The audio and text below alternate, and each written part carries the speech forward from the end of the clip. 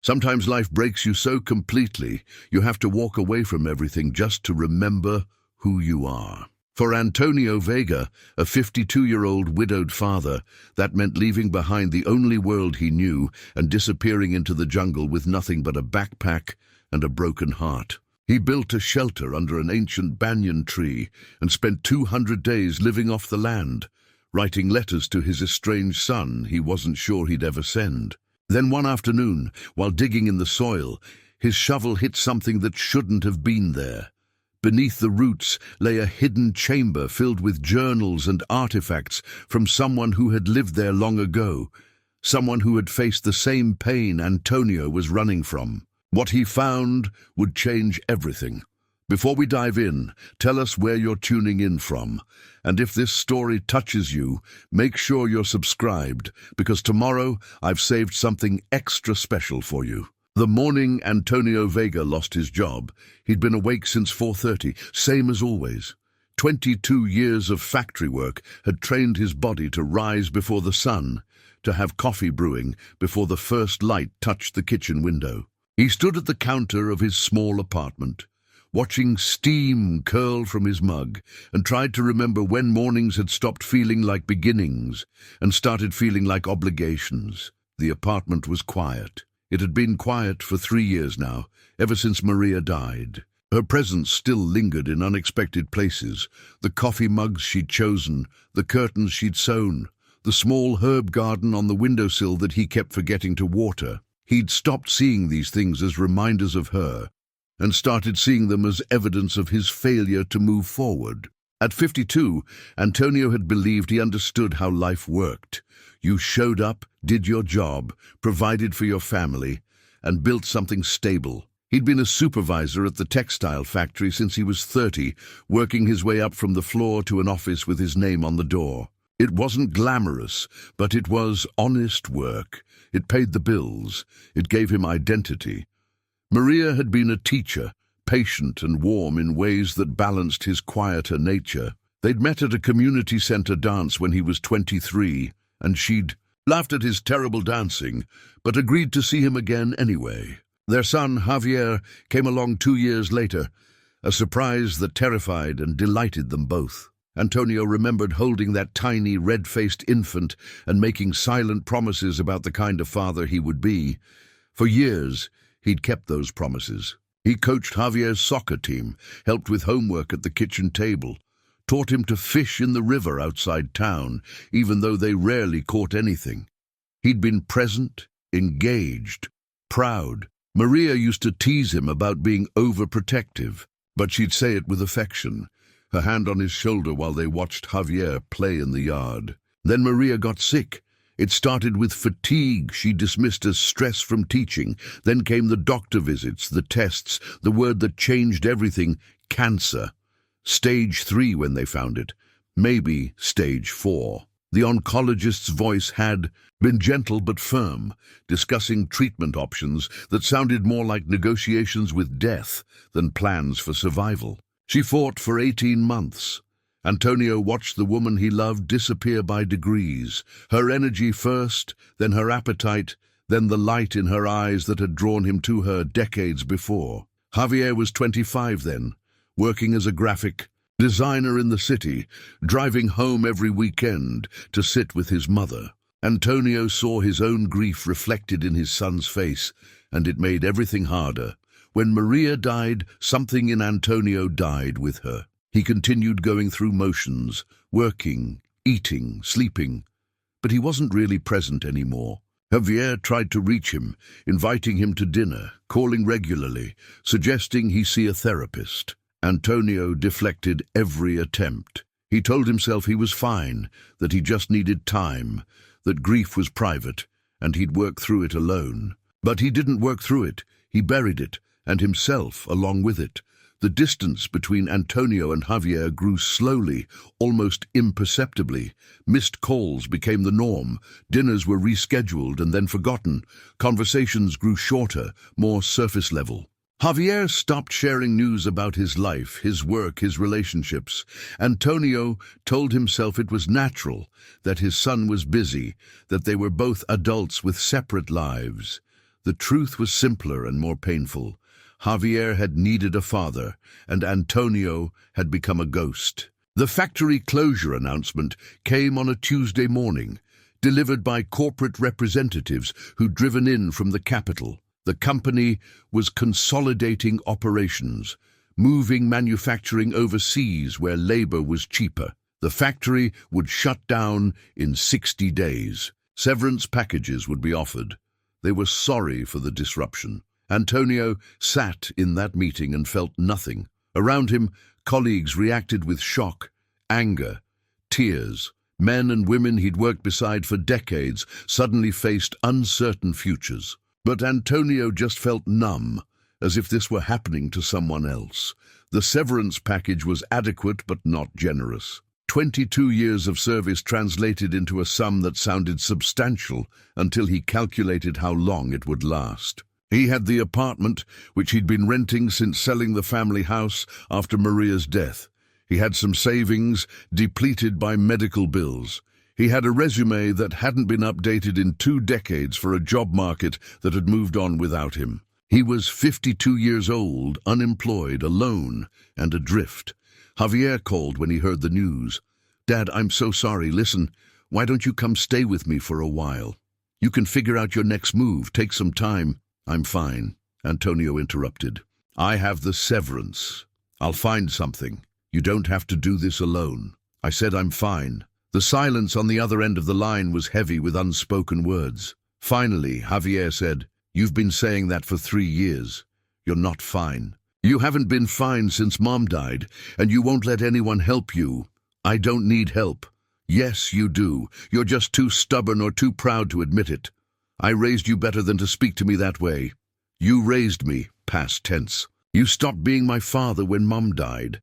I've been mourning 2 parents for 3 years, Dad. One who died and one who just disappeared." The words hit like physical blows.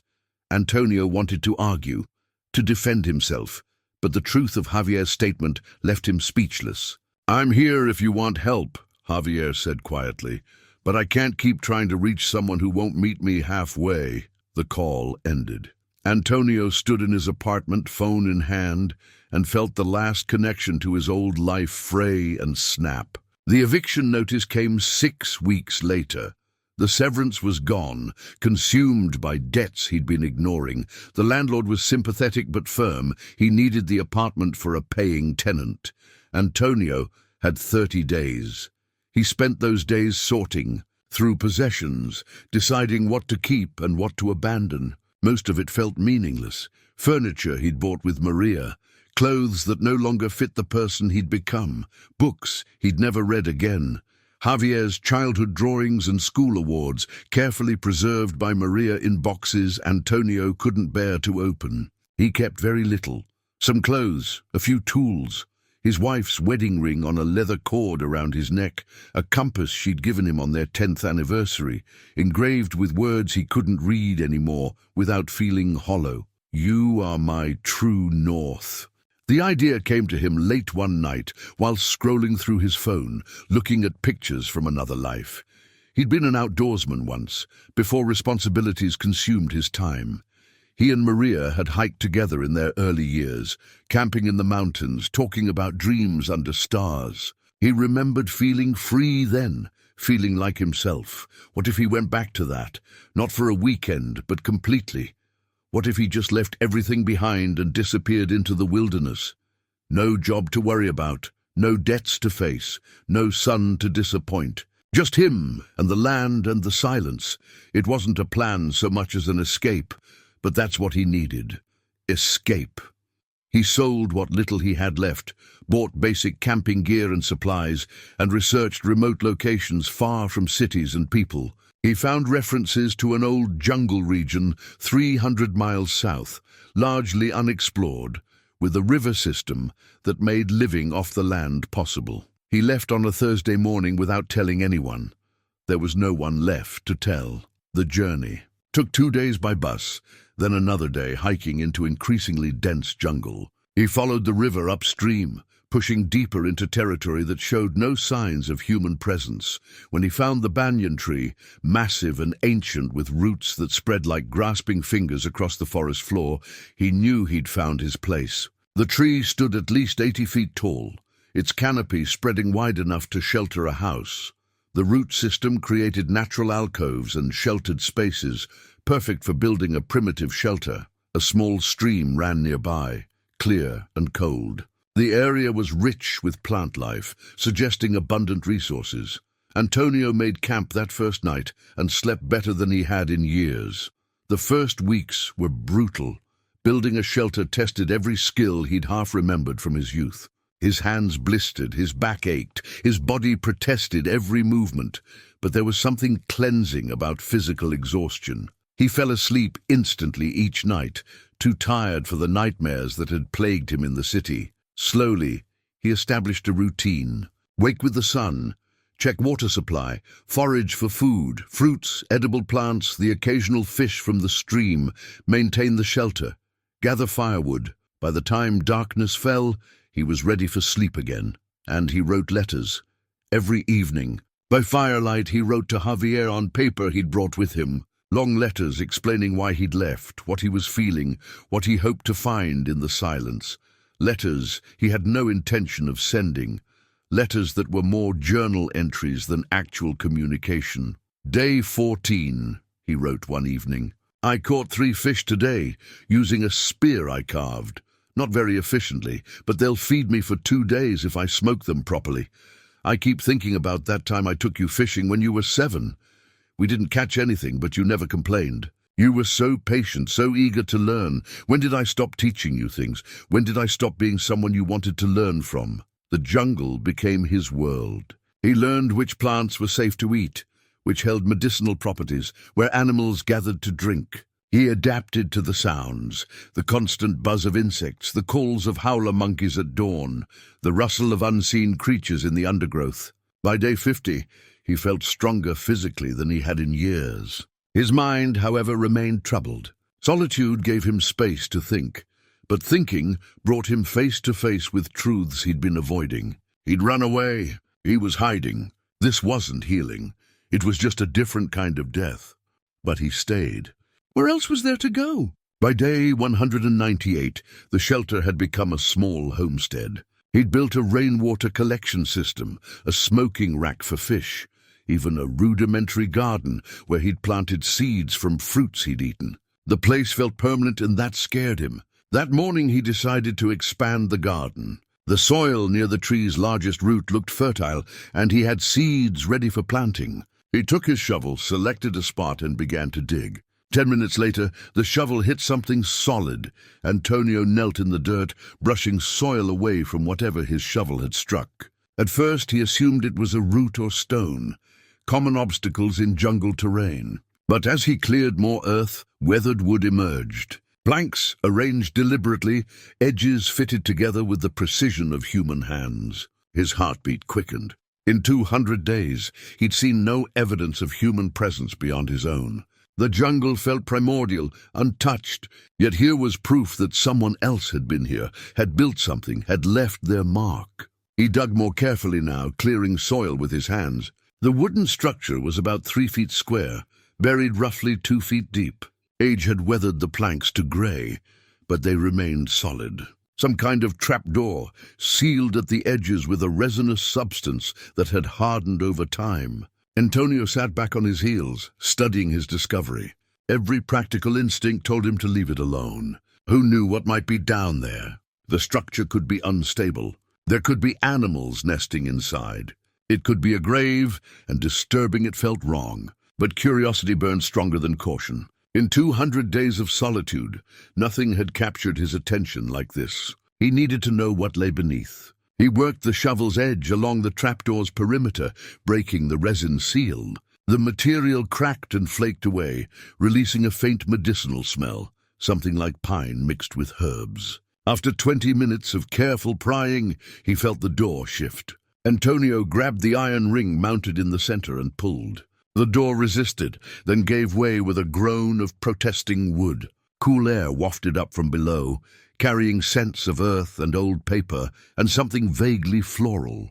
A dark opening gaped before him, stone steps descending into blackness. He peered into the darkness, but could see nothing beyond the first few steps. The chamber, if that's what it was, had been carved directly into the space between the banyan's massive roots. The tree itself formed the walls, or at least part of them. Antonio returned to his shelter and fashioned a torch from dried palm fronds, wrapped around a stick and soaked in fish oil. It wasn't elegant, but it would provide light. He lit it from his cooking fire and approached the opening again. The torch cast dancing shadows as he descended. 7 stone steps led down into a chamber about 10 feet square and 6 feet high. The walls were a combination of carved earth and the banyan's exposed root system. The roots seemed almost deliberately arranged, creating natural shelves and alcoves. Someone had lived here, or at least someone had used this space for something important.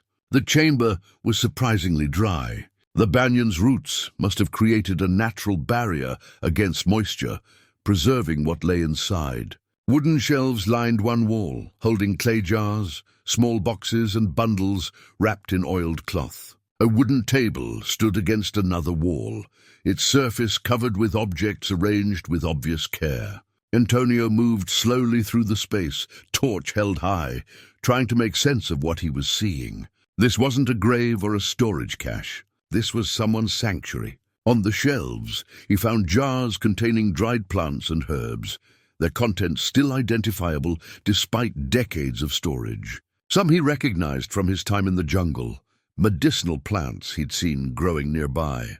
Others were unfamiliar, carefully labeled in faded handwriting. The bundles on the shelves contained more supplies, rolled bark that might have served as paper, dried roots tied with twine, seed pods preserved in wax. Whoever had assembled this collection understood the jungle's resources intimately. On the table, Antonio found the first truly personal item, a leather journal, its cover worn soft with age and handling. His hands trembled slightly as he picked it up.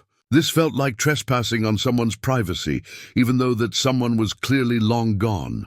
He opened the journal carefully. The pages were yellowed but intact, covered in neat handwriting. Spanish, though not the modern dialect he spoke. The first entry was dated March 15, 1978. "Today, I found the tree that will become my home," the entry began. "After weeks of searching, after walking until my feet bled and my heart felt too heavy to carry, I found this ancient guardian standing alone in the forest. Its roots spread like welcoming arms. I think I can build something here.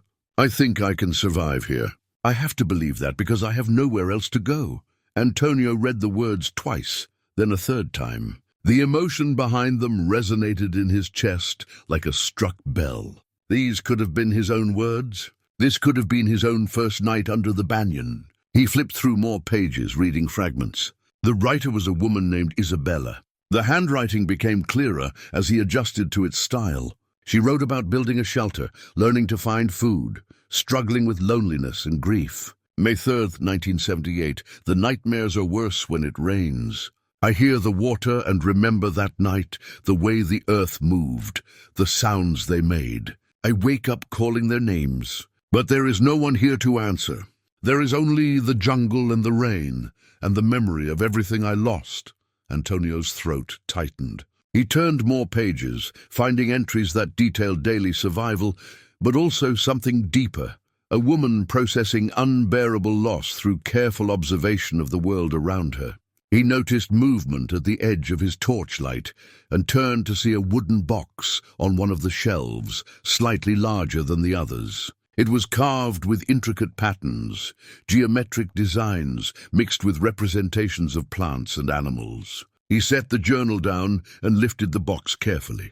It was heavier than expected, solidly constructed from dark wood that had aged to a deep amber color. A simple latch held it closed. Inside, he found bundles of dried herbs, each wrapped in fabric and labeled in the same handwriting from the journal. The plants were arranged by category: pain relief, fever reduction, wound treatment, digestive aid. At the bottom of the box lay a folded piece of bark paper covered in detailed botanical drawings. Isabella had created a field guide of medicinal plants, each one illustrated with scientific precision and annotated with preparation instructions. Antonio studied the drawings by torchlight, recognizing several plants he'd walked past dozens of times without knowing their value. It was knowledge that could have made his survival easier, information that took Isabella years to gather and document. He carefully refolded the bark paper and returned it to the box. The torch was burning low, and the enclosed space was getting warm. He needed to surface, to process what he'd found. Carrying the journal and the wooden box, Antonio climbed back up the stone steps into the fading afternoon light. The jungle sounds seemed louder after the chamber's quiet, almost overwhelming. He stood beside the open hatch, looking down into the darkness below, and felt the first crack in the wall he'd built around his emotions. For 200 days he'd believed his pain was unique, that no one could understand the particular shape of his grief, the specific weight of his failures, that his retreat into isolation was the only possible response to losing everything that mattered. But Isabella had been here before him, had stood under this same tree, had faced her own unbearable losses, had chosen to survive anyway. He wasn't alone in his suffering. Perhaps he never had been. Antonio returned to his shelter as the sun touched the western horizon. He built up his fire, prepared a simple meal of fish and foraged greens, and waited for darkness. When night finally fell and the jungle settled into its nocturnal rhythms, he opened Isabella's journal and began to read from the beginning. "My name is Isabella Cortez," the first full entry began. "I'm writing this because I need to remember that I existed before this pain. I need to document who I was so that perhaps someday I can remember how to be someone again." Antonio read by firelight, and for the first time since Maria's death, he felt something other than numbness. He felt connection, understanding, hope maybe, though he barely recognized it. "I was a healer in my village," Isabella wrote. "I learned the old ways from my grandmother, how to read the forest, how to help the body heal itself. I had a husband, Paulo, who loved me despite my unconventional interests. I had 2 children, Rafael and Lucia, who were the light of my world.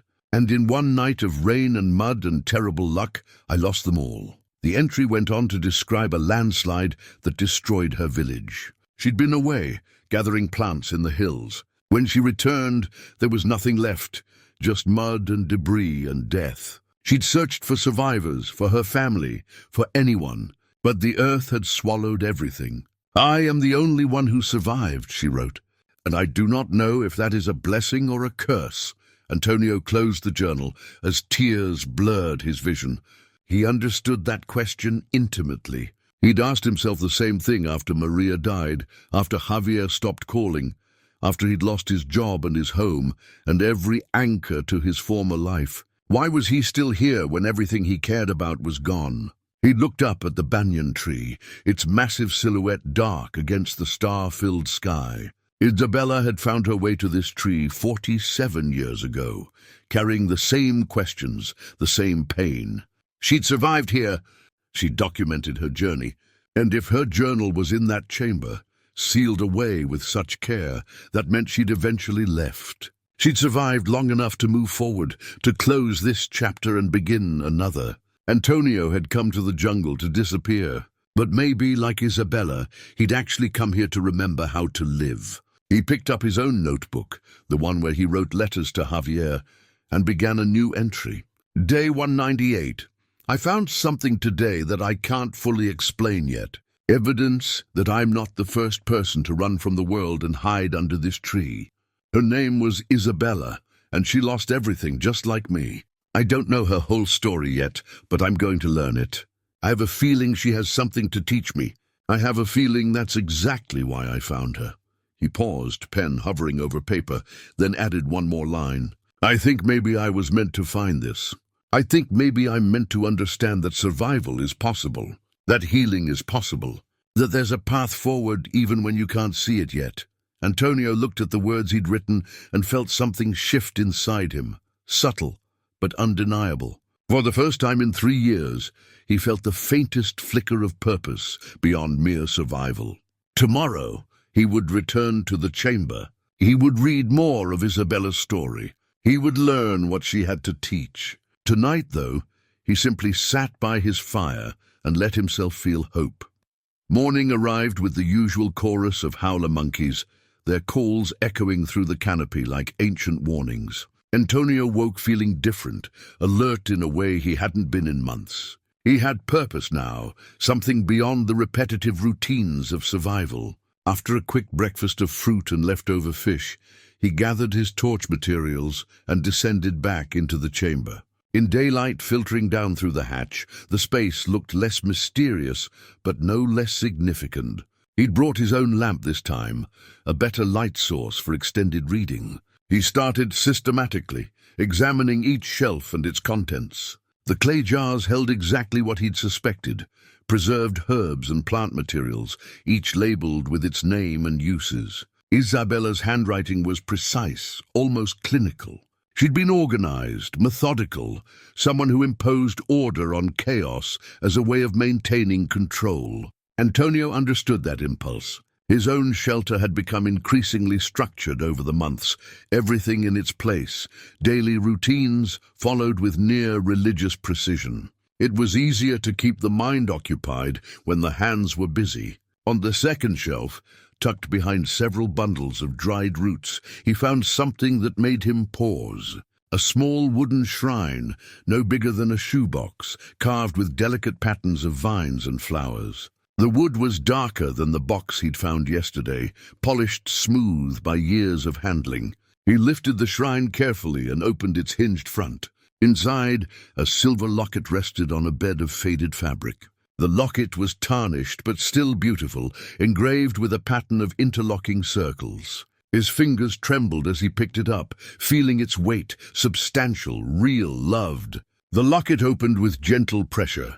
Inside, 2 photographs faced each other, protected behind thin glass. The images were faded, colors shifting toward sepia, but still clear enough to see. On the left, a woman in her early 30s looked directly at the camera, with calm, intelligent eyes. Dark hair pulled back from a face that was handsome rather than pretty, strong-featured, with a slight smile playing at her lips. This was Isabella, he was certain. There was confidence in her expression, a sense of someone comfortable in her own skin. The right side held 3 people, the same woman, younger now, standing with a man and 2 small children. The man had his arm around Isabella's shoulders, pride evident in his posture. The children, a boy and a girl, maybe 6 and 4 years old, grinned at the camera with gap-toothed delight. A family frozen in a moment of happiness, unaware of the tragedy waiting in their future. Antonio stared at the photographs for a long time. He thought of his own wedding photos, packed away in boxes somewhere, probably thrown out by his landlord when he'd abandoned the apartment. He thought of pictures of Javier as a child, images he couldn't bear to look at after Maria died because they reminded him of everything he'd failed to protect. Isabella had kept these photos safe even in her grief. She'd created a shrine for them, had preserved their memory with care and intention. She hadn't run from her love for them. She'd honored it. He returned the locket to its place and picked up the journal again, settling onto the chamber floor with his back against the cool earth wall. He opened to where he'd stopped reading last night and continued Isabella's story. The entries from her first months under the banyan tree were raw with grief. She described nights when she couldn't sleep, days when getting out of her makeshift shelter felt impossible. She wrote about survivor's guilt, the crushing weight of living when everyone she loved had died. June 12, 1978. I went to the river today and stood in the water for hours, feeling its current pull at my legs. It would be so easy to let it take me, to stop fighting, to join them. But something kept me standing. Maybe stubbornness, maybe cowardice. I don't know which. I only know that I'm still here, and they are not, and I don't understand why. Antonio recognized that particular darkness. He'd stood at similar crossroads after Maria's death, moments when continuing felt harder than stopping. He'd never come as close as Isabella described, but he'd understood the appeal of simply ceasing to exist. He read on. Slowly, painfully, Isabella began to engage with survival rather than just enduring it. She started documenting the plants around her, testing them carefully, learning which could heal and which could harm. Her healer's training gave her purpose. Studying the jungle became a way to honor the knowledge her grandmother had passed down. August 3rd, 1978, found a plant today that my grandmother called dragon's tongue for its sharp leaves. She used it for wound infection. I made a poultice using the method she taught me and applied it to the cut on my hand. 3 days later, the infection is gone. I felt her with me while I worked, her hands guiding mine. Maybe this is why I survived. To keep this knowledge alive, to continue the work she began. The entries grew longer, more detailed. Isabella began to see patterns in the jungle, to understand its rhythms. She documented everything, weather patterns, animal behaviors, plant growth cycles. The journal became part field guide, part philosophical meditation, part conversation with herself. Antonio found himself nodding at passages, sometimes speaking aloud in agreement. "Yes," he said to the empty chamber. "That's exactly it. The doing keeps you from thinking too much." By September 1978, 6 months after the landslide, Isabella's entries showed a subtle shift. The grief was still present, but it no longer consumed every word. She began writing about the future, hypothetically at first, then with increasing concreteness. September 19th, 1978. A group of birds visits the clearing every morning at dawn. I've been watching them, learning their patterns. Today one landed near my hand while I sat still. It studied me with one bright eye, then flew away. I realized I was smiling. The first genuine smile in 6 months. I think perhaps I am learning to live again, not just to survive. There is a difference, and I'm beginning to understand what it is. Antonio closed the journal and sat in the quiet chamber, processing what he'd read. Isabella had spent 6 months in active grief before even beginning to heal. He'd given himself less than 7 months before abandoning everything and running to the jungle. Had he given up too soon? Or had he needed this isolation to reach the point where he could even ask that question? He looked around the chamber with new eyes. This wasn't just a hiding place. It was a chrysalis, a space of transformation. Isabella had built it not to escape her life, but to rebuild herself for whatever came next. What was he building? Antonio climbed back to the surface, emerging into afternoon heat and humidity. His shelter waited across the clearing, functional but sparse. He'd built it for survival, not for living.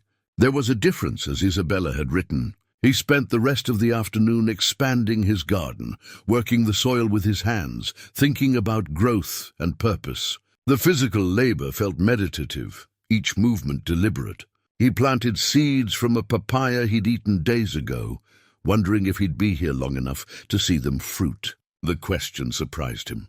For months, he'd assumed this exile was permanent. Now, for the first time, he considered alternatives. As the sun began its descent, Antonio pulled out the bark paper with Isabella's botanical drawings. He studied her illustrations carefully, comparing them to plants growing near his shelter. Within 20 minutes, he'd identified 3 species she'd documented, plants he'd walked past countless times without recognizing their value. One was labeled Calma Dolor, pain soother. Isabella's notes described making tea from its leaves to ease headaches and muscle aches. Another was Sana Fibre, fever healer, its bark useful for reducing inflammation. The third was simply called Fuerza, strength, its roots supposedly good for sustained energy. Antonio felt a surge of gratitude toward this woman he'd never met. She was teaching him across decades how to not just survive, but to understand this place. Her knowledge was a gift, carefully preserved, waiting for someone who needed it. He gathered samples of each plant, taking only what he needed and thanking them quietly, as his grandmother had taught him to do as a child. The ritual felt right, a way of honoring both the plants and Isabella's legacy. That evening, he prepared tea from the calmadola leaves, following Isabella's instructions precisely. The tea was bitter but not unpleasant, with an earthy undertone. He sipped it slowly while watching his fire, feeling tension he hadn't known. He carried ease from his shoulders. By firelight he wrote to Javier, "Day 199, I know I hurt you with my absence after your mother died. I see that now. I was drowning in grief, and I pulled away from the one person who could have helped me stay afloat, the one person who needed me to stay afloat for him. I told myself I was protecting you from my pain, but really I was just too broken to do the work of being present. I'm learning slowly that healing requires more courage than hiding. A woman named Isabella is teaching me that, even though she's been gone for decades. I wish I'd learned it sooner. I wish I'd been braver for you." He paused, reading what he'd written. For the first time, these letters felt less like confessions to himself and more like actual communication with his son. Maybe someday he'd find the courage to let Javier read them. Antonio looked up at the banyan tree, its enormous canopy dark against the stars. Somewhere in its root system lay Isabella's chamber, holding the story of her transformation. Tomorrow he would read more, learn more, understand more. Tonight, he simply sat with the knowledge that healing was possible, that others had walked this path before him and found their way through. The tea worked its magic, his body relaxing into the kind of peace he hadn't felt in years. He lay down on his sleeping mat, Isabella's journal resting beside him like a talisman, and let sleep come easily. In the darkness, the jungle sang its endless song, and for once, Antonio didn't hear it as threatening or lonely. He heard it as alive, as persistent, as proof that life continues even after devastation. Just like Isabella, just like him, Antonio woke on day 203, with purpose driving him out of bed before the sun cleared the horizon. He'd spent the previous evening studying Isabella's botanical drawings until the firelight grew too dim to read. Now he wanted to test what he'd learned, to walk the jungle with her eyes and see what he'd been missing. He prepared quickly, eating a handful of berries and dried fish, then gathered his knife and a cloth bag for collecting samples. Before leaving, he descended once more into the chamber and carefully removed the bark paper with Isabella's map. The map was remarkable, a detailed rendering of the area within perhaps a 5-mile radius of the banyan tree. She'd marked water sources, fruit trees, medicinal plant locations, and what appeared to be safe paths through difficult terrain. Small notations in her precise handwriting identified each location: Agua de Claridad, Árbol de Pan Abundante, Cueva Segura. Antonio had explored some of this territory during his months here, but he'd moved cautiously, never venturing far from the shelter. Isabella's map suggested she'd been much bolder, or perhaps more desperate to understand her environment completely. He chose his first destination carefully, the spring she'd marked Agua de Claridad, water of clarity. It lay perhaps 3 miles northwest, requiring him to cross a ridge he'd always avoided. But Isabella's map showed a path, marked with small symbols he interpreted as landmarks. The hike took longer than expected. The jungle was dense, and he moved carefully, watching for the markers Isabella had indicated: a lightning-struck tree, a cluster of distinctive red flowers, a rock formation that looked like a sleeping giant. Each landmark appeared exactly as she'd drawn it, and Antonio felt an odd connection to her, as if she were guiding him personally through the forest. The terrain grew steeper as he climbed the ridge. His legs burned with effort, muscles protesting the unusual exertion. He paused frequently to catch his breath, drinking from his water skin and wiping sweat from his eyes. At 52, he was stronger than he'd been in years, but his body still had limits. Near the ridge's peak, he found something that made him stop completely. Carved into the trunk of a massive saber tree was a symbol, a circle with radiating lines, like a simplified sun. It matched one of the markers on Isabella's map exactly. Antonio placed his hand on the carving, feeling the weathered grooves beneath his palm. Isabella had stood here, had carved this mark, had used this tree as a waypoint. The connection across time felt profound, almost spiritual. Beyond the ridge, the descent was gentler. The jungle opened up slightly, allowing more sunlight to reach the forest floor. He heard water before he saw it, a musical trickling that grew louder as he approached. The spring emerged from between two moss-covered boulders, creating a pool about 15 feet across before flowing away through a narrow channel. The water was crystalline, so clear he could see smooth stones on the bottom. Ferns surrounded the pool, their fronds creating a natural bower. Shafts of sunlight broke through the canopy, illuminating the water with an almost ethereal quality. Antonio understood immediately why Isabella had named this place Water of Clarity. There was something purifying about it, something that invited reflection and honesty. He knelt beside the pool and drank deeply. The water was cold and sweet, better than anything near his shelter. He filled his water skin, then sat on one of the boulders and pulled out Isabella's journal. He'd brought it specifically for this moment, wanting to read her words in the place she'd written them. He found the entry easily. She dated it July 28th, 1978, about 4 months after the landslide. I found the spring today after weeks of exploration. It took me 3 attempts to find the right path over the ridge, but I knew from the sound that something special waited on the other side. This place feels sacred somehow, as if the jungle itself has created a temple for reflection. I sat here for hours today, watching the light move across the water, and I asked myself the questions I've been avoiding. Why did I survive? What am I supposed to do with this life I didn't ask to keep? Do I deserve peace, or is this suffering my penance for living when they died? Antonio read the passage twice, his throat tight. These were his questions, word for word. The same guilt, the same confusion, the same desperate search for meaning in senseless tragedy. He read on. I don't have answers yet, but sitting here watching the water flow continuously, never stopping, never questioning its purpose, I thought perhaps I'm asking the wrong questions. Water doesn't ask why it flows, it simply flows. Life doesn't ask why it continues, it simply continues. Maybe survival isn't about deserving or understanding. Maybe it's just about accepting that we're here and choosing what to do with that reality. The words hit Antonio like a physical force. He'd spent 3 years asking why he was still here when Maria wasn't, why he'd failed to protect her, why he deserved to continue when he'd done such a poor job of living. But those questions had no answers. They were traps that kept him locked in the past. What if he stopped asking why and started asking what now? He sat at the spring until the sun reached its zenith, journal open on his lap, mind churning through implications.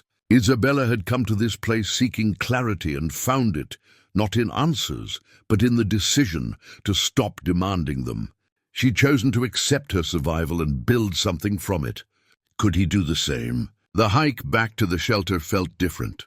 Antonio moved with more confidence, recognizing landmarks from Isabella's map, seeing the jungle as she must have seen it, a place of resources and beauty rather than just obstacles and threats. He collected samples of plants she'd identified, feeling competent in a way he hadn't experienced since losing his job. Back at camp, he spent the afternoon processing what he'd gathered.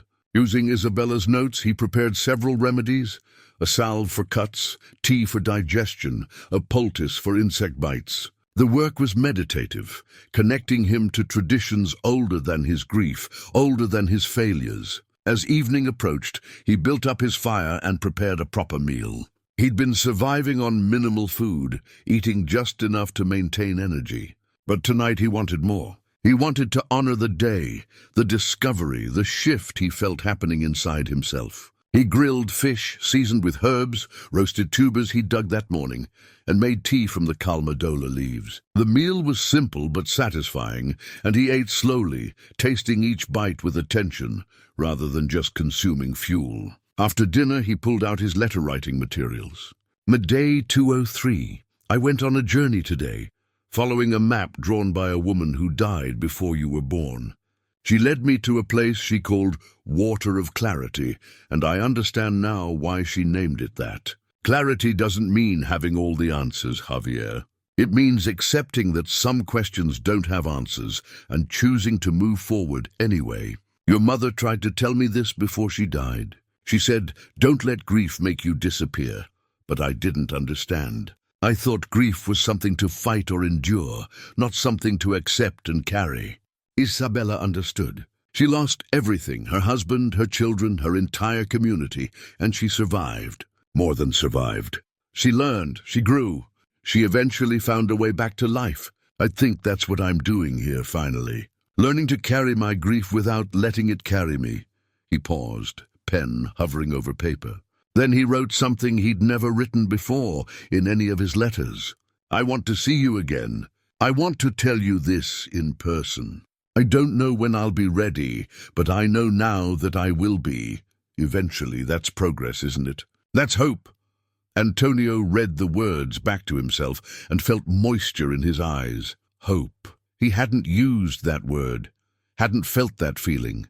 In so long, he'd almost forgotten what it meant. But here it was, small and fragile but undeniably real.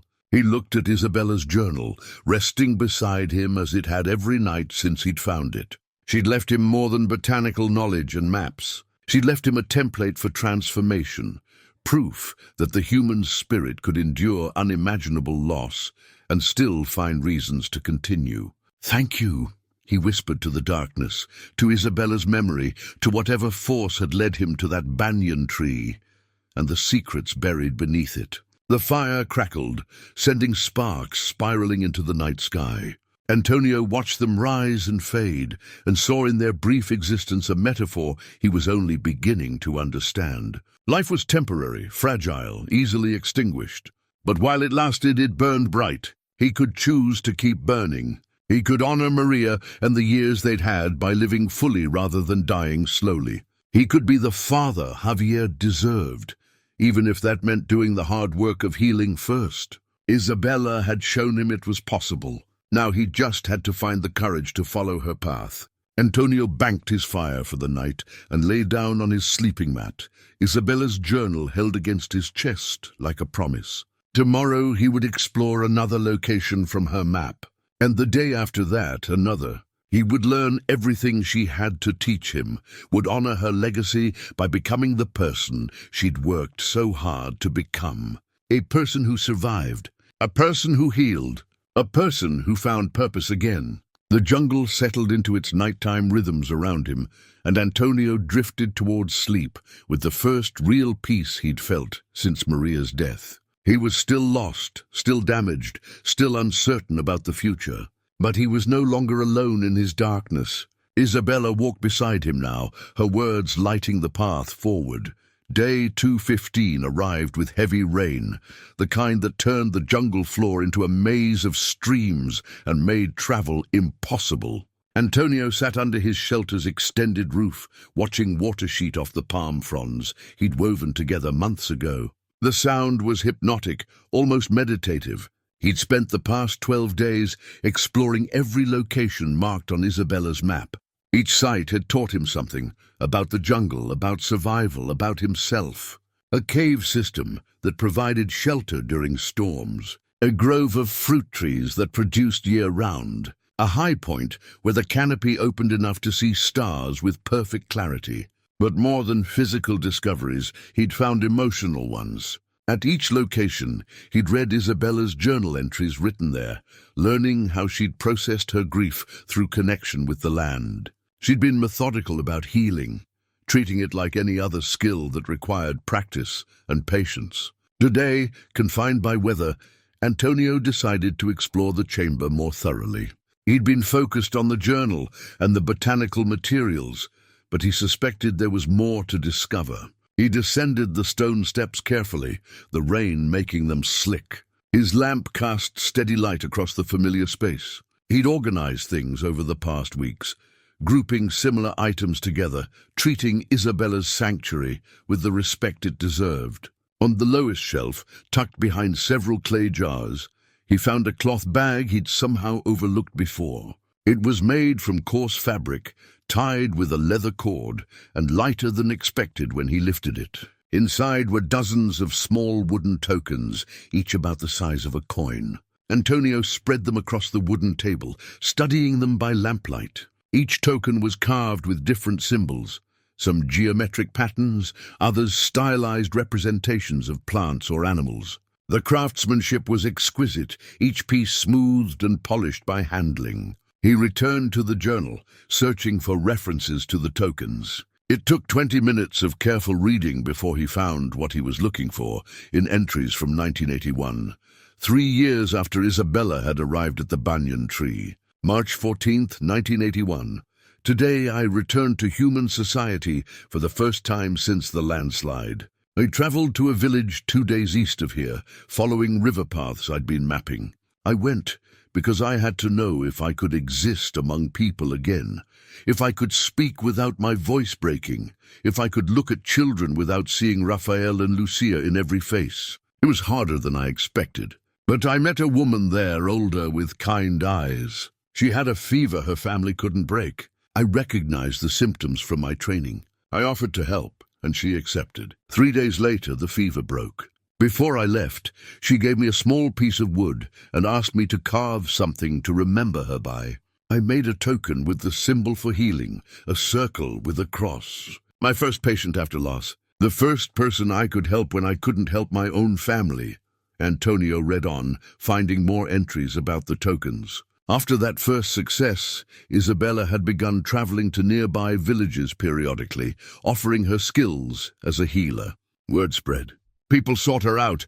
She carved a token for each person she treated, symbols representing their ailments and recoveries. The tokens weren't trophies. They were reminders that she could still contribute, still make a difference, still honor the knowledge her grandmother had passed down. April 22, 1982, 23 tokens now. 23 lives touched, improved, healed. I keep them in the chamber in my sanctuary because they remind me of something crucial. I could not save my family, but I can honor them by saving others. Every person I help is a way of keeping Paolo and Raphael and Lucia alive. Their deaths don't have to be meaningless. I can give them meaning through my actions. Antonio's vision blurred. He set the journal down and picked up one of the tokens, turning it over in his fingers. The wood was smooth, warm, loved. Each one represented a person Isabella had helped, a life she'd changed, purpose she'd created from devastating loss. What had he done with his grief? He'd withdrawn, pushed away the people who needed him, abandoned his responsibilities, and disappeared. He'd let his pain make him useless, irrelevant, absent. Isabella had transformed her pain into purpose. She'd taken the skills she possessed and used them to serve others. She'd found a way to make her survival matter. Antonio thought about his own skills, his own life experience. 22 years as a factory supervisor. He'd managed teams, solved logistical problems, trained new workers, maintained equipment.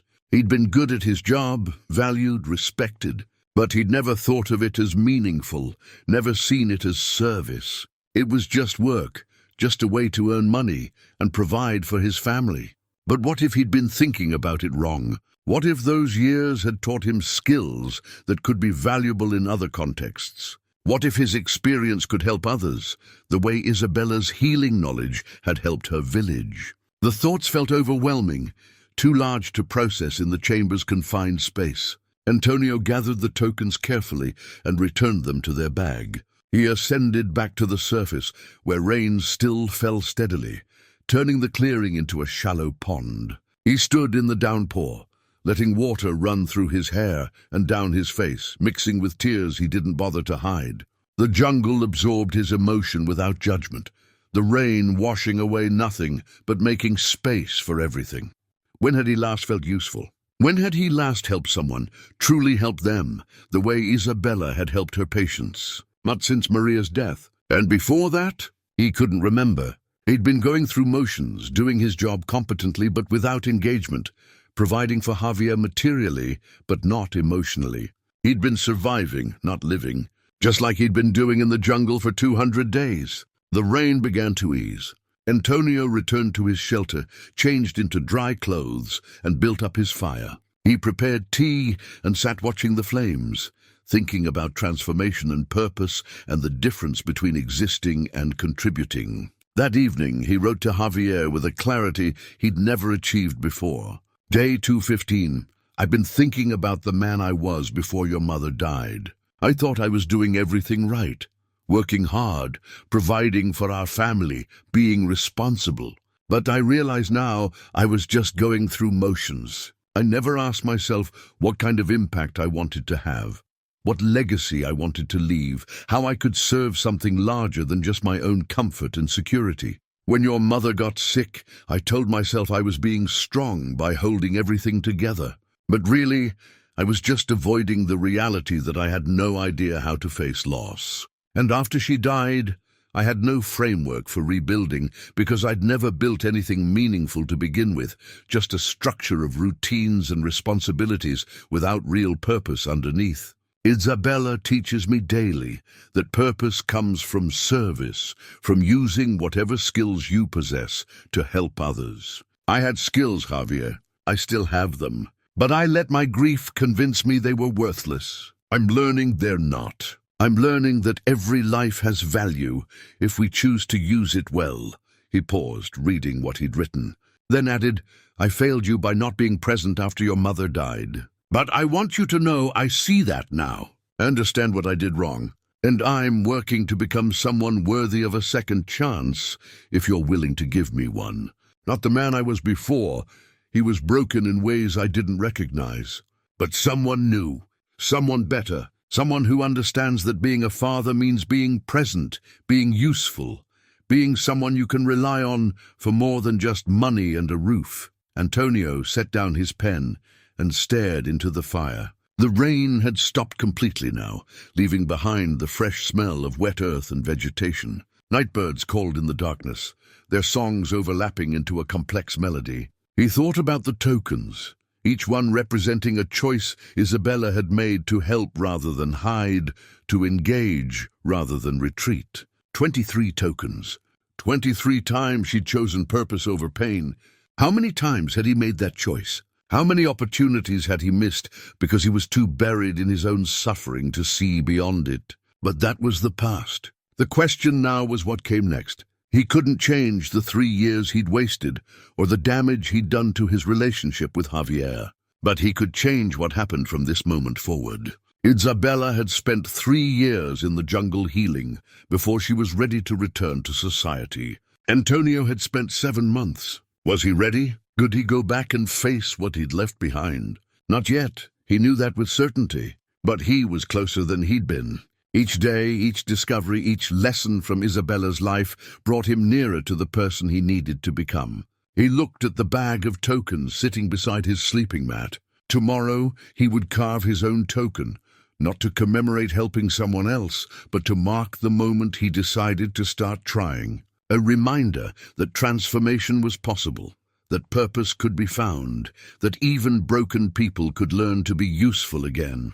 The fire burned low. Antonio added more wood, watching flames dance across the new fuel. He thought about Isabella returning to her village for the first time, scared but determined. He thought about her offering help despite her own pain, choosing service over isolation. He could do that eventually, when he was ready. But first he had more to learn, more of Isabella's story to understand, more healing to accomplish in this sanctuary she'd created and left for whoever needed it next. Antonio pulled a blanket around his shoulders and settled in for the night, grateful for rain and tokens and the wisdom of strangers who became teachers across decades. Day 228 arrived clear and warm, the kind of morning that made the jungle feel less like wilderness and more like home. Antonio had completed his journey through all of Isabella's marked locations, and each site had changed him in ways both subtle and profound. He felt stronger, more capable, more connected to the land and to himself. But he also felt a growing restlessness. He'd absorbed everything Isabella's map and botanical notes could teach him. He'd read most of her journal, understanding her progression from devastation to acceptance to purpose. Yet he sensed there was something more, something he'd missed. After his morning routines, Antonio descended once more into the chamber. He'd been coming down here less frequently, but today his intuition told him to look more carefully. He examined the shelves systematically, removing items and checking behind them. Nothing new.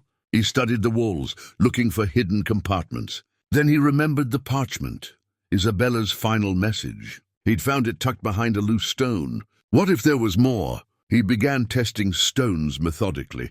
Most were solid, but one near the floor shifted slightly under pressure.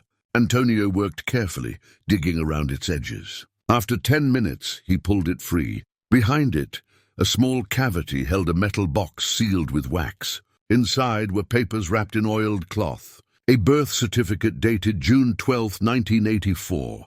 Mother, Isabella Cortez. Father, Francisco Mendoza. Child, Soledad Mendoza, female. Antonio stared, his mind struggling to process it.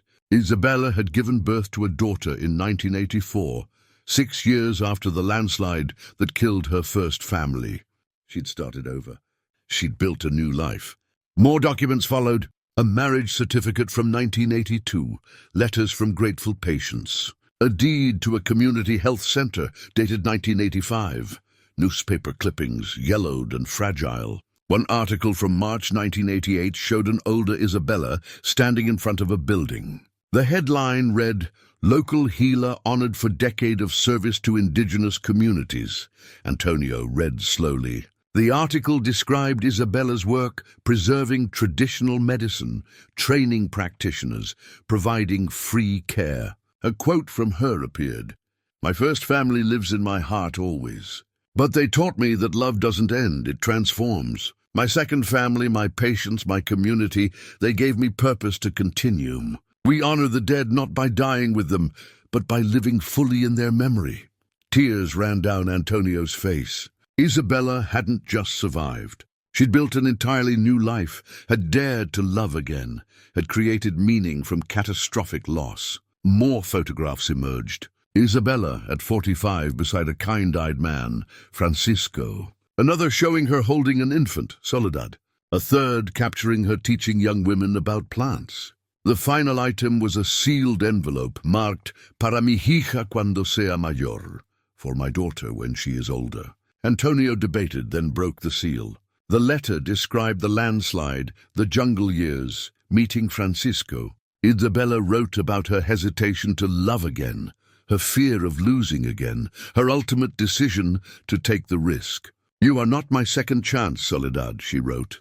"You are proof that life always offers new chapters, that the human heart has infinite capacity for love. Your brother and sister will always be part of me, but so will you.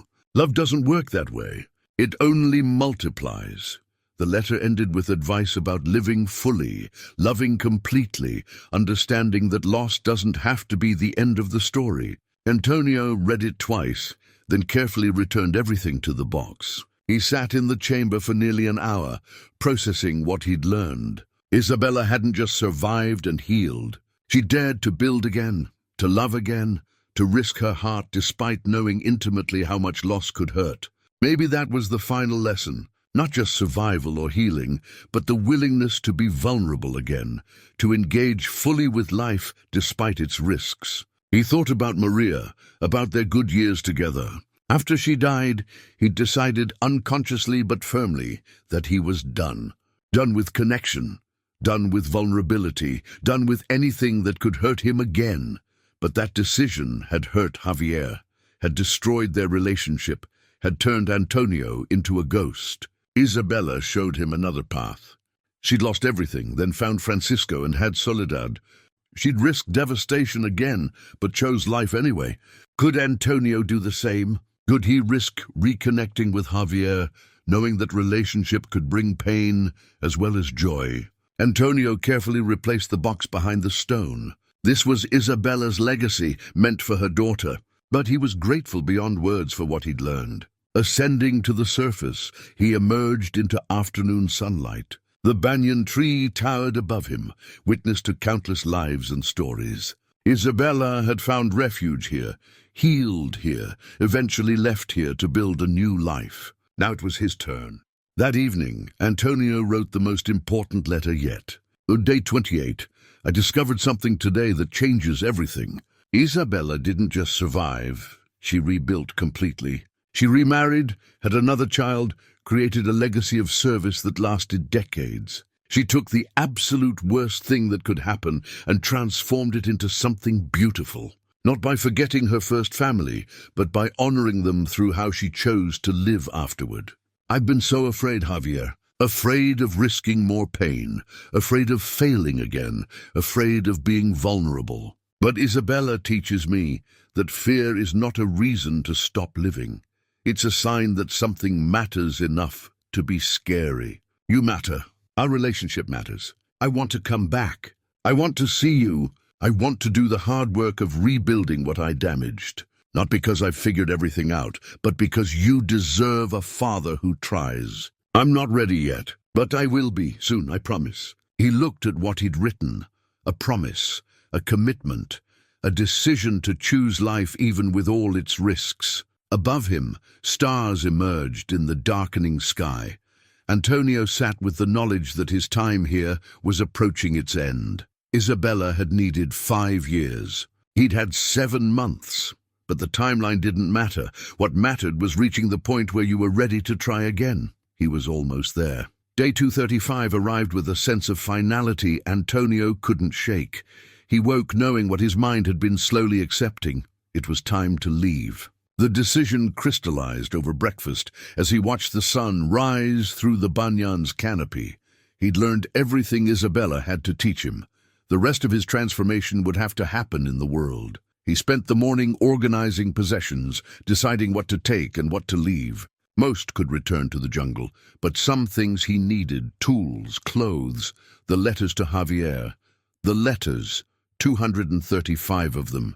He'd never intended to share them, but now he understood they were proof he'd changed. If Javier read them chronologically, he would see the progression from despair to hope. Antonio gathered all the letters and bound them with cord. They felt heavy with significance. As afternoon approached, he made one final descent into the chamber. He wanted to say goodbye properly to the sanctuary that had saved his life. He moved through the familiar space, touching items he'd come to know intimately. He'd been thorough in his exploration, or so he'd thought, but as he prepared to leave forever, he felt compelled to check one more time. He examined the stone he'd removed to find the metal box, testing adjacent ones. Nothing. Then, almost by accident, he leaned against the wall beside the wooden table and felt something shift. Not a stone. The entire section of wall moved, as if hinged. Antonio's heart raced. He examined the area carefully, finding a seam he'd missed before. This wasn't natural. It was a door. He found the mechanism after several minutes, a wooden peg disguised as a root knot. When he pulled it, a section of wall swung inward, revealing a space he'd never known existed. The hidden room was smaller than the main chamber, perhaps 6 feet square. Shelves lined 2 walls, and a small chest sat in the corner. Everything was covered in dust, suggesting this space had been sealed longer than the main chamber. The shelves held more journals covering years he hadn't read about. He pulled one down, from April 1983, 5 years after Isabella had come to the jungle. Francisco asked me to marry him today. I told him I needed time. He was patient as always, but I could see hope in his eyes. I want to say yes. I care for him deeply, but I'm terrified. What if I lose him like I lost Paulo? Can I survive that a second time? Antonio flipped through pages, watching Isabella wrestle with the decision. Slowly, her entries shifted. May 1983. I realized today that fear is not wisdom. Fear is just fear. The wise thing is not to avoid all risk, but to decide which risks are worth taking. Francisco is worth the risk. Love is worth the risk. Tomorrow, I will tell him yes. He picked up another journal from 1984. The year Soledad was born. The entries glowed with contentment. June 1984. She is perfect. I held her for the first time and felt terror and joy so mixed I couldn't separate them. What if something happens to her? But also, look at this miracle. She exists because we chose love over fear. That's powerful. At the bottom of the chest, wrapped in oiled cloth, he found photographs. Recent ones showing Isabella as an elderly woman surrounded by family. Francisco, grey-haired, had his arm around her. A young woman, Soledad, grown, stood beside them with children of her own. 3 generations smiling. On the back, someone had written, December 2010. Antonio stared, mind racing. Isabella had lived until at least 2010. She'd had decades with her second family, had seen her daughter grow up, had met grandchildren. This wasn't ancient history. This was a living legacy. Isabella's choices had created generations of life and meaning. What would his choices create? He'd spent 3 years withdrawing, 7 months hiding. Those choices had created nothing but emptiness and pain. But what if he changed course now? It wouldn't erase the damage. It wouldn't give back lost time, but it could create something new, something meaningful, something worth building. Antonio carefully returned everything except one photograph, the family portrait. He needed this reminder of what was possible. He sealed the hidden room, ensuring it would remain preserved. This was Isabella's legacy, and it deserved protection. Returning to the main chamber, he took one last look around. He'd found more than shelter here. He'd found wisdom, guidance, hope, evidence that the human spirit could endure and transform and create beauty after the worst imaginable pain. "Thank you," he said aloud. "Thank you for showing me what's possible. Thank you for not giving up. Thank you for leaving this place for someone who needed it."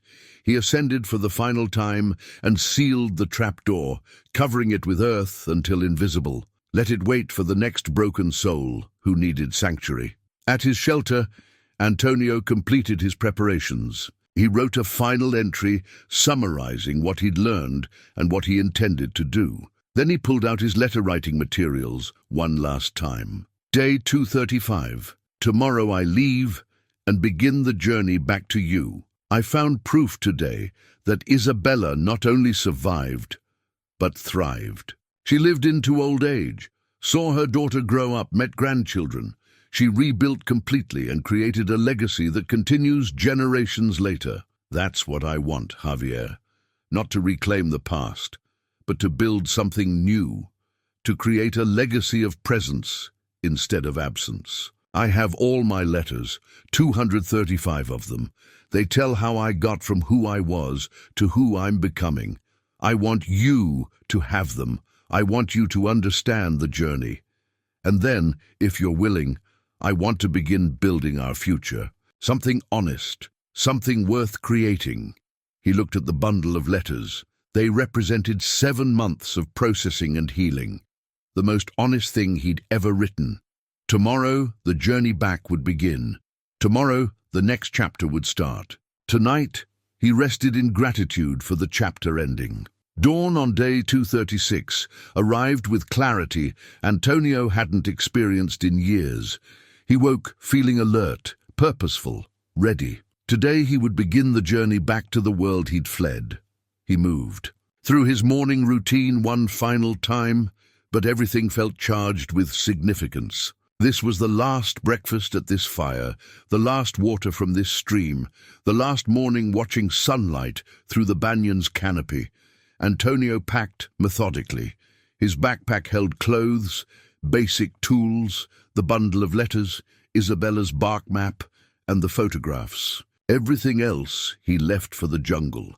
Before covering his fire, he prepared one final meal: fish grilled with herbs, foraged fruit, tea from leaves Isabella had taught him to identify. He ate slowly, honoring the ritual. After breakfast, Antonio stood beside the sealed trap door.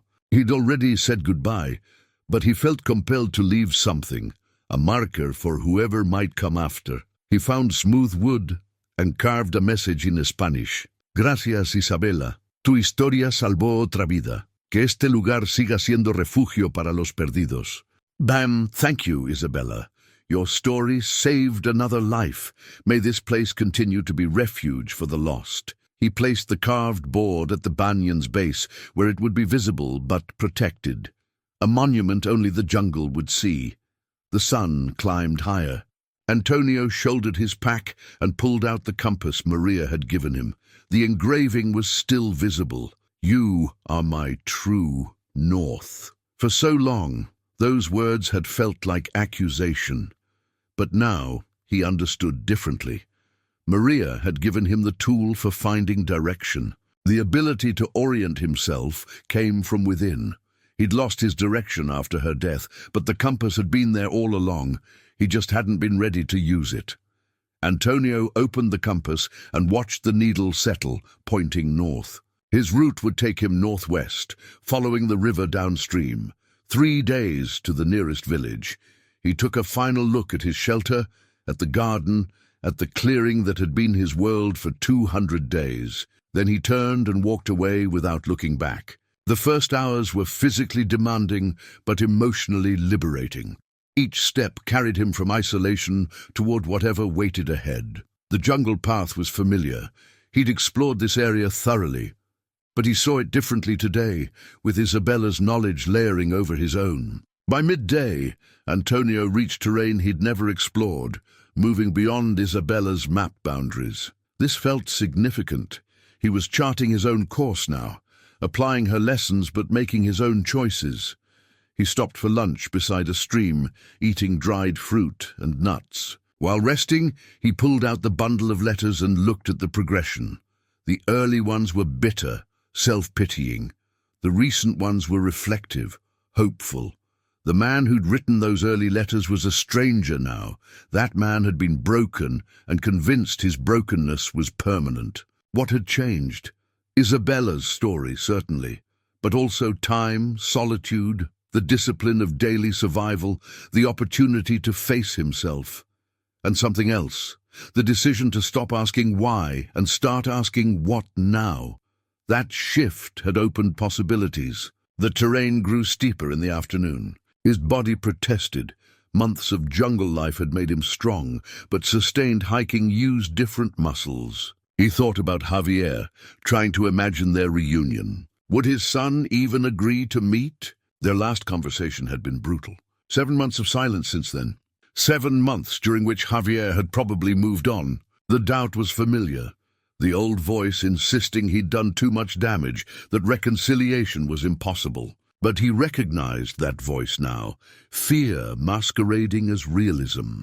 The same fear that had kept him isolated. Isabella had faced that fear and chosen love anyway. He could do the same. Rain began falling mid-afternoon, heavy and sudden. Antonio found shelter in a small cave and built a small fire near the entrance. By firelight, he read through letters again, stopping at one from day 89 about teaching Javier to fish when his son was 7. They'd caught nothing but laughed the whole time. Javier had been so patient, so eager to learn. When had that changed? When had Javier stopped seeking his guidance? After Maria's death, probably.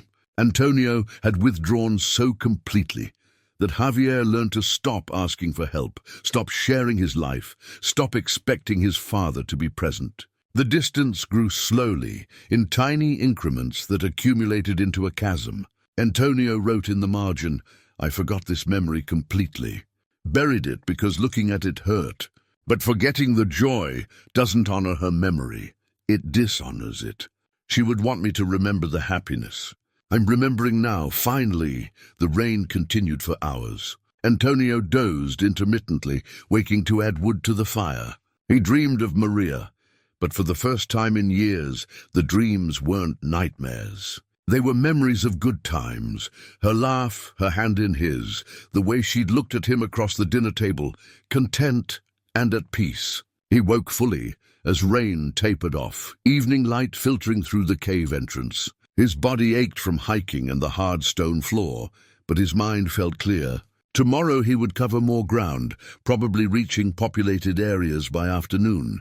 The thought brought anxiety but also anticipation. He was ready. Not perfectly healed, that would take longer, but ready enough to try. That evening, Antonio wrote what he knew would be his final letter before seeing Javier. Day 236, I'm camping in a cave, 1 day from civilization.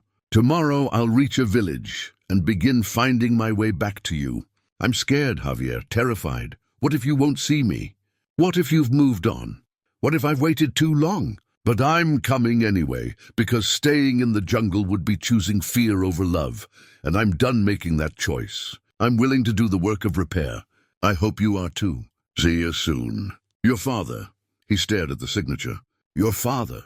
He'd signed other letters with his name, maintaining distance. But this one felt different, more honest about what he wanted to be. Antonio lay down, listening to the jungle's nighttime chorus. This was his last night in wilderness. Tomorrow, civilization would begin. He was ready. Dawn on day 237 arrived clear and warm. Antonio woke stiff from sleeping on stone, but alert with purpose. He gathered his belongings quickly, extinguished the fire's remains, and stepped out of the cave into morning light that felt symbolic, emerging from darkness into clarity. The day's hike began with renewed energy. His body had adapted to the exertion, and the terrain gradually became less challenging as elevation decreased. By mid-morning, he saw his first sign of human presence, an old trail marker, weathered but deliberately placed. He followed the trail, which grew more defined with each mile. The signs appeared: a rusted tin can discarded years ago, a section of rope tied to a tree branch, boot prints in dried mud. Civilization's fingerprints spreading into the wilderness. Antonio's heart rate increased as the markers became more frequent. He was close now, perhaps only hours from human contact. He stopped at midday near a stream to rest and refill his water skin. The stream was the same one that passed near the banyan tree, now wider and faster as tributaries joined it. He'd been following water all along, letting it guide him home. While eating foraged fruit and the last of his dried fish, Antonio examined himself in the stream's surface. His reflection showed a man transformed, leaner, sun-darkened, bearded. But the changes went deeper than physical. His eyes held something they hadn't before: focus, purpose, determination. He pulled out the compass again, watching the needle find north. The engraving caught sunlight. "You are my true north." He understood now that Maria had given him more than a navigation tool. She'd given him a reminder that direction comes from within, that even when lost, the ability to find your way remains. "Thank you," he said quietly, speaking to her memory, "for everything, for the years we had, for teaching me what love looks like, for Javier, for this compass. I'm going to make you proud. I'm going to be the man you believed I could be." He tucked the compass away and continued hiking. The afternoon brought increasingly clear evidence of human activity. The trail widened into something like a path. He saw machete cuts on vegetation, deliberate clearing. Then in the distance, the sound of voices, children playing, he thought. Antonio's pulse quickened. He was about to rejoin humanity after 237 days of solitude. The prospect felt overwhelming. He paused, took several deep breaths and checked his appearance. He was presentable enough. Clean clothes he'd saved for this moment, though worn and faded. His beard was untrimmed but not wild. He looked like someone who'd been traveling rough, which was accurate. Moving forward, he rounded a bend and saw buildings. A village, small and remote, exactly what he'd hoped to find. Perhaps 20 structures total, simple homes with corrugated metal roofs, a few larger buildings that might be communal spaces, chickens scratched in dirt yards, laundry hung on lines. Normal everyday life. At the village edge, he encountered an elderly woman carrying a basket of vegetables. She stopped when she saw him, eyes widening slightly. Antonio must have looked like an apparition, a stranger emerging from the jungle where few ventured. "Buenos dias," he said, his voice rusty from months of disuse, except for talking to himself. The woman studied him carefully, assessing threat level. Whatever she saw must have reassured her because her expression softened. "Buenos dias. Are you lost?" Antonio smiled, the expression feeling strange on his face. "I was," he said. "But I think I'm finding my way." She gestured toward the village. "Come, you look like you need food and water." He followed her into the village center, where several people stopped their activities to stare at this weathered stranger. The woman, whose name was Rosa, she told him, led him to her home and insisted he sit while she prepared food. "Where did you come from?" she asked while working. "The jungle. I've been living there for several months. Alone." "Yes." She brought him water first, which he drank gratefully despite having filled his water skin earlier. The simple act of being served by another person felt profound after so long caring for himself. Rosa prepared a plate of rice, beans, and chicken, simple food that tasted extraordinary after months of foraged meals and caught fish. Antonio ate slowly, savoring each bite and the kindness behind it. "Why were you in the jungle alone?" Rosa asked, sitting across from him with her own plate. Antonio considered lying, creating a simpler story. But he'd promised himself honesty. "I was grieving. I'd lost my wife, then my job, then my home. I needed time away from everything to figure out how to keep living." Rosa nodded, as if this made perfect sense. "And did you figure it out?" "I think so. I found someone's story, a woman who lived under a big tree many years ago. She'd lost everything too, but she rebuilt her life. She taught me it was possible." "Isabella," Rosa said quietly. Antonio's head snapped up. "You knew her?" "Everyone knew of her. She died 2 years ago, very old. She ran a health center in Santa Rosa, about 30 miles from here. My mother was treated by her once, decades ago. Isabella was a legend, the healer who'd lost her family but devoted her life to helping others." Antonio felt emotion tighten his chest. Isabella had died only 2 years ago, had lived a full life of service and meaning, and people still remembered her, still honored her legacy. "She saved my life," Antonio said. "Even though we never met," Rosa smiled. "That sounds like something Isabella would do." They talked through the afternoon. Rosa explained that a supply truck visited the village every 3 days. One was due tomorrow. Antonio could ride it to the nearest city, about 6 hours away. From there, he could arrange further transportation. She offered him a place to sleep that night, a small room in her home that she usually used for storage. Antonio accepted gratefully, though he found the enclosed space unsettling after months under open sky. He left the door open, letting jungle sounds drift in. That evening, sitting on Rosa's porch while she prepared dinner, Antonio pulled out his phone, dead for months, its battery long depleted. Tomorrow he would charge it, would make the call that terrified and energized him equally. He watched village life unfold before him. Children playing, adults finishing work, neighbors greeting each other. Simple, ordinary human connection that he'd forgotten the value of. This was what he'd been missing. Not just family specifically, but community, belonging, the daily interactions that reminded you that you weren't alone. Tomorrow would begin the final stage of his journey. Tonight, he simply sat with Rosa and let himself be cared for, remembering how to receive kindness. "You'll find your way," Rosa said as darkness fell. "I can see it in your eyes. You've already found most of it." Antonio nodded, hoping she was right. He'd come so far. Just a little farther to go. Day 238 arrived, with roosters crowing and the smell of coffee brewing. Antonio woke in Rosa's small room feeling disoriented. The walls felt confining after months of open air, and the sounds of human activity were jarring compared to jungle rhythms. He rose and joined Rosa for breakfast. She'd prepared fresh bread and eggs, luxuries he'd forgotten existed. They ate in comfortable silence, and Antonio felt grateful for her lack of probing questions. She seemed to understand his need for quiet as he prepared himself mentally for what came next. The supply truck arrived mid-morning, a battered vehicle that had seen decades of rough roads. The driver, a weathered man named Tomas, agreed to take Antonio to the city for a small fee. Rosa refused payment for her hospitality, instead pressing food into his hands for the journey. "Find your son," she said as he prepared to leave. "Don't wait. Life is too short for waiting." Antonio climbed into the truck's cab, his pack on his lap, and watched the village disappear behind them as they drove down a rutted dirt road. The movement felt strange after months of traveling only at walking pace.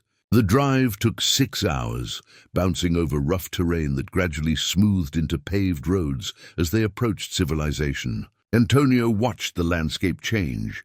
Jungle giving way to farms, farms to suburbs, suburbs to city sprawl. Each transition felt jarring, too fast, too much. By late afternoon, they reached the city. Tomas dropped him near the central bus station, wished him luck, and drove away. Antonio stood on the sidewalk, surrounded by noise and crowds and movement, feeling more lost than he'd ever felt in the jungle. People rushed past without seeing him. Cars honked. Music blared from shops. The sensory overload was overwhelming. He found a quiet bench in a small park and sat, breathing deeply, trying to ground himself. First things first, he needed to charge his phone. He found a small cafe, ordered coffee he could barely afford, and asked to use an outlet. The barista agreed, with a sympathetic look that suggested she'd seen down on their luck travelers before. While his phone charged, Antonio sipped coffee and tried to prepare for the call. What would he say? How would he start? The thought of hearing Javier's voice after 7 months made his hands shake. After 30 minutes, his phone had enough charge. He stepped outside into evening air and stood on the street corner, phone in hand, Javier's number on the screen. He'd rehearsed this moment countless times in the jungle, imagining different scenarios. But now, faced with actually doing it, every rehearsed word fled his mind. He pressed call before he could talk himself out of it. The phone rang once, twice, 3 times. Maybe Javier wouldn't answer an unknown number after all this time. Hello? His son's voice, cautious, uncertain. Antonio's throat closed. He forced words out. Javier, it's me. It's your father. Silence on the other end. Long enough that Antonio wondered if the call had dropped. Then, Dad, where are you? Are you okay? The concern in Javier's voice, immediate, instinctive, broke something in Antonio's chest. After everything, after abandoning him emotionally and then physically, his son's first response was worry. I'm okay. I'm in the city. I've been away, working through some things. But I'm back now, and He paused, gathering courage.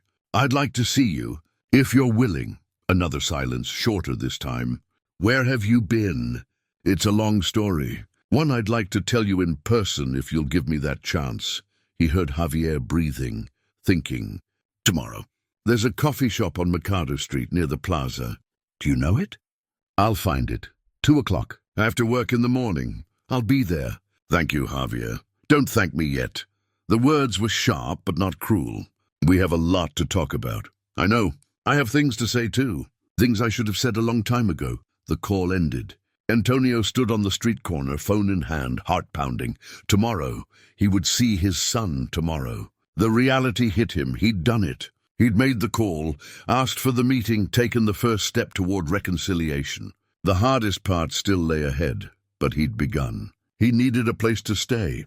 His money was almost gone, just enough for a cheap hostel maybe. He asked directions from a street vendor and walked to the hostel district, finding a place that accepted his last bills for one night in a shared room. The hostel was basic but clean. Antonio showered for the first time in months, watching dirt and sweat wash away, feeling layers of jungle life peel off. He trimmed his beard with borrowed scissors, making himself look more presentable. The man in the mirror was still weathered, still marked by months of hardship, but he looked human again, civilized. That evening, Antonio sat on his hostel bed and opened the bundle of letters. He arranged them in order, making sure none were missing or out of sequence. These represented his journey, his transformation from broken man to someone trying to be whole again. Tomorrow he would give them to Javier. Whether his son read them immediately or threw them away, at least Antonio would have offered the truth of where he'd been and what he'd learned. He pulled out one letter at random, day 156, and read his own words from months ago. I'm learning that grief isn't something you get over. It's something you carry. The question is whether you let it crush you, or whether you learn to carry it in a way that allows you to keep moving. Isabella carried hers. She never forgot her first family, but she didn't let that memory prevent her from having a second family. I don't know if I can do that, but I'm starting to believe it might be possible. Antonio refolded the letter and returned it to the bundle. Tomorrow, Javier would read these words and hundreds more like them. Tomorrow, his son would understand the journey his father had taken. And then, if Javier was willing, they could begin building something new. Not recovering what they'd lost, that was impossible. But creating something different, something honest, something built on truth rather than avoidance. Antonio lay down on the thin mattress, listening to city sounds filter through the window, so different from jungle nights. He felt exposed, vulnerable, scared of what tomorrow would bring. But he also felt ready as he could be. He thought of Isabella, of her courage to love again after devastating loss. He thought of Maria, of the compass she'd given him, of her belief in his ability to find his way. He thought of the banyan tree, standing silent in the jungle, holding secrets and offering sanctuary to lost souls. Tomorrow he would face his son. Tomorrow he would take responsibility for his failures and ask for a chance to do better. Tomorrow he would begin the hard work of rebuilding. Tonight he simply rested and gathered his strength for what was to come. The morning of day 240 arrived too quickly. Antonio woke in the hostel with his stomach churning, nerves making breakfast impossible. He spent the morning walking the city streets, reacquainting himself with urban life while trying to calm his racing thoughts. At noon, he found the coffee shop Javier had mentioned. It was small, tucked between larger buildings, with outdoor tables under a faded awning. Antonio chose a table where he could see the entrance and sat down 2 hours early, unable to wait anywhere else. He ordered coffee he couldn't really afford and nursed it slowly, watching people pass. Couples holding hands, parents with children, office workers on lunch breaks. Ordinary life continuing as it always did, indifferent to his personal crisis. At 1:30, he pulled out the bundle of letters and set them on the table. His life's transformation, bound with cord, ready to be offered or rejected. At 5 minutes to 2, Javier appeared. Antonio's breath caught. His son looked older than he remembered. 28 now, though worry had added lines around his eyes. He'd grown a beard, shorter and neater than Antonio's. He wore business casual clothes that suggested he'd come directly from work. Their eyes met. Javier hesitated, then walked to the table and sat down across from his father. For a long moment, neither spoke. They simply looked at each other, taking inventory of changes time and distance had wrought. "You look different," Javier finally said. "I am different." Antonio's voice was steady despite his shaking hands. "Thank you for coming, for giving me this chance." Javier nodded toward the bundle of letters. "What's that?" "Letters I wrote to you. Every day for 237 days. I never sent them, but I want you to have them now. They explain where I've been and what I've learned. Where have you been?" Antonio took a breath.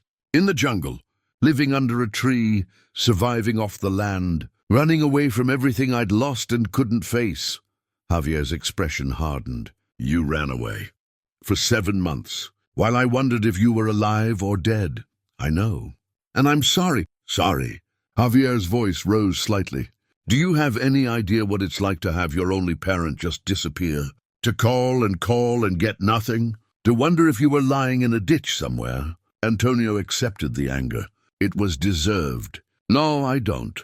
But I know what it's like to have a parent who's physically present but emotionally absent. I know what it's like to lose someone who's still breathing. I did that to you for 3 years before I even left."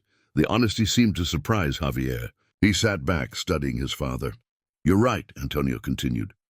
"You said it in our last conversation. You'd been mourning 2 parents, one who died and one who disappeared. You were right. I died when your mother did. I just kept walking around afterward. So what changed? Why come back now?" "I found someone's story. A woman named Isabella who lived under that same tree decades ago. She lost her husband and children in a landslide, spent years healing in the jungle, then rebuilt her entire life. Had another family, became a healer, created a legacy that lasted until she died 2 years ago, at 80-something years old." Antonio pushed the bundle of letters across the table. "This is my journey through her story. Through understanding that survival isn't enough, that grief doesn't have to be the end, that broken people can learn to be whole again if they're willing to do the work." Javier looked at the letters, but didn't touch them. "And you think 7 months in the jungle fixed everything?" "No, I think 7 months taught me that I need to fix everything. There's a difference. I'm not healed, Javier. I'm healing. And part of that healing means facing what I did to you, taking responsibility for it, and asking if you're willing to let me try to be your father again." "What does that mean?" "Being my father again?" Antonio considered the question carefully. "It means being present. really present, not just physically there. It means asking about your life and actually listening to the answers. It means supporting you in ways I should have been doing all along. It means earning back your trust instead of assuming I deserve it. Javier's eyes were wet. I needed you after Mom died. I needed my father, and you were just gone. Even before you left physically, you were gone. I know, and I can't take that back or make it right. But I can promise to do better going forward if you'll give me the chance. They sat in silence. Around them, the coffee shop hummed with conversation and the hiss of the espresso machine. Normal life continuing while their world hung in balance. Finally, Javier reached across the table and picked up the bundle of letters. I'll read these. All of them. And then we'll talk again. That's more than fair. I'm not promising anything beyond that. You hurt me, Dad. Deeply. That doesn't just go away because you spent time in the jungle and had some revelation. I understand. Javier stood, the letters held carefully against his chest. I have to get back to work, but I'll call you after I've read these. Give me your number. Antonio recited the number. Javier saved it in his phone, then hesitated. I'm glad you're alive, he said quietly. I'm angry and I'm hurt, but I'm glad you're alive. I'm glad too. And Javier, I love you. I should have said that more when your mother was alive. I should have said it after she died. I'm saying it now. Javier nodded, unable to speak, and walked away with the letters. Antonio sat alone at the table, watching his son disappear into the crowd. It wasn't reconciliation, not yet. But it was a beginning, a chance, an open door instead of a slammed one. He pulled out the photographs he'd taken from Isabella's chamber, the one showing her with her second family, all of them smiling. Multiple generations, proof that life could continue and even flourish after devastating loss. That evening, Antonio used his last money to buy a cheap journal from a street vendor. He found a bench in a quiet park and opened it to the first page. Day 240, he wrote. I saw Javier today. Really saw him. The man he's become, the pain I caused him, the person he is despite having a father who failed him.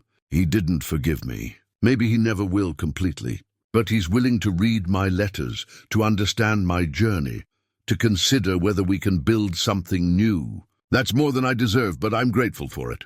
Tomorrow I'll look for work, any work. I'll find a place to live. I'll rebuild my life the way Isabella rebuilt hers, one day at a time. And I'll wait for Javier to decide if he wants me in his life. Whatever he decides, I'll respect it.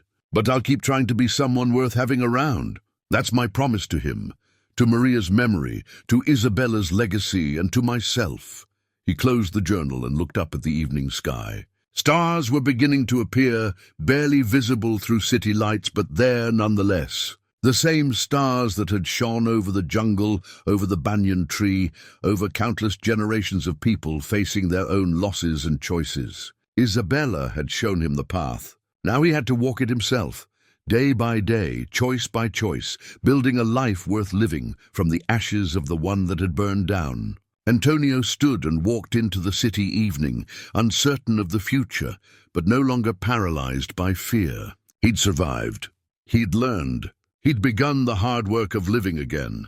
The rest would come or it wouldn't, but either way, he would face it with the lessons Isabella had taught him. Carry grief without letting it crush you. Honor the dead by living fully, and never stop choosing courage over fear. Sometimes rock bottom grows the deepest roots. His had grown deep enough. Now it was time to bloom.